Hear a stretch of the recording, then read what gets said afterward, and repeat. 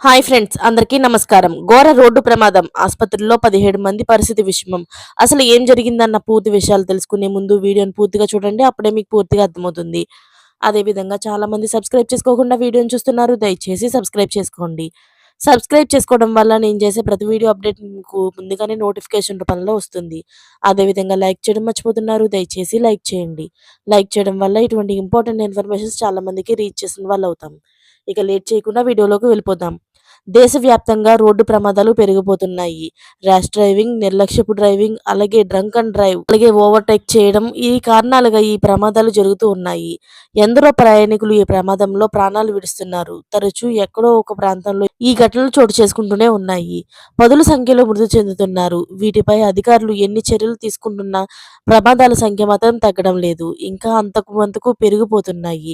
ఇటీవలే కుంభమేళా సమయంలో ఘోర రోడ్డు ప్రమాదం జరిగాయి. ఎన్నో బస్సులు కూడా బోల్తా పడ్డాయి. మరెన్నో వాహనాలు ఢీకొట్టాయి. ఎందరో మరణించారు. తాజాగా ఇలాంటి ఘటన ఏపీలో జరిగింది. తిరుపతిలోని సూళ్లూరుపేట హైవేపై ట్రావెల్స్ బస్సు బోల్తా పడింది. ఈ ప్రమాదంలో దాదాపు 17 మంది ప్రయాణికులు తీవ్రంగా గాయపడ్డారు. వెంటనే వారిని సమీపంలోని హాస్పిటల్‌కు తరలించారు.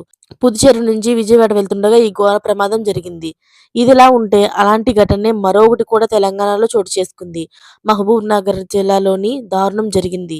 జడ్చర్ల మండలం మల్లెబోయినపల్లిలోని ట్రావెల్స్ బస్సు దగ్ధమైంది. బస్సు టైరు పేలి ఒక్కసారిగా మంటలు చెలరేగాయి.